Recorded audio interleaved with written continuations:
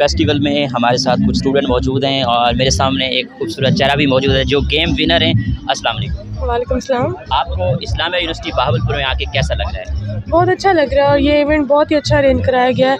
जिस तरह के मतलब बहुत हेक्टिक रूटीन हो जाती है यूनिवर्सिटी आके लेक्चर्स लेके, और वैसे इतनी गर्मी है उसमें अब ये 4-5 दिन का इवेंट है BLCF, तो सबके लिए एक रिफ़्रेशमेंट हो गई है। आपका लाइफ का क्या एम है? लाइफ में क्या करना चाहते हैं? आई एम स्टडिंग साइकोलॉजी, तो इंशाल्लाह फ्यूचर साइकोलॉजिस्ट बनेंगे। साइकोलॉजिस्ट बनेंगे। वाइस चांसलर के बारे में क्या कहेंगे जिन्होंने मेगा इवेंट्स ये करवाया है जो लोग यहाँ से सीख रहे हैं? थैंक यू उनका कि उन्होंने हमारे लिए इतना सोचा कि हमें रिफ़्रेशमेंट देने के लिए उन्होंने इतने इवेंट्स करवा रहे हैं।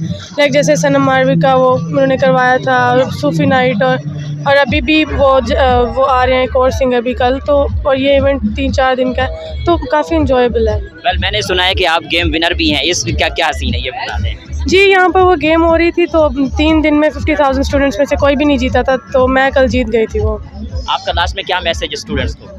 यही मैसेज है कि ये जो इवेंट्स हो रहे हैं इनमें प्लीज़ पार्टिसिपेट किया करें, आया करें, और मतलब ये कुछ दिन के ही होते हैं, वरना तो फिर नॉर्मल रूटीन वही हो जाती है, वही नॉर्मल जैसे होता है क्लासेस वगैरह एंड ऑल।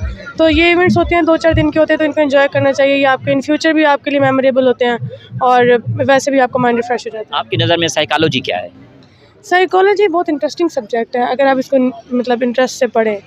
मतलब जैसे अगर आप इसको इंटरेस्ट लेके पढ़ते हैं, लाइक आप अगर इम्प्लीमेंट करके अगर आप कोई भी चीज़ पढ़ते हैं, लाइक जैसे कि अब थोड़े दिनों पहले हमारा एक सेशन अरेंज किया गया था, डॉक्टर डार आए थे, रफ़ीक डार।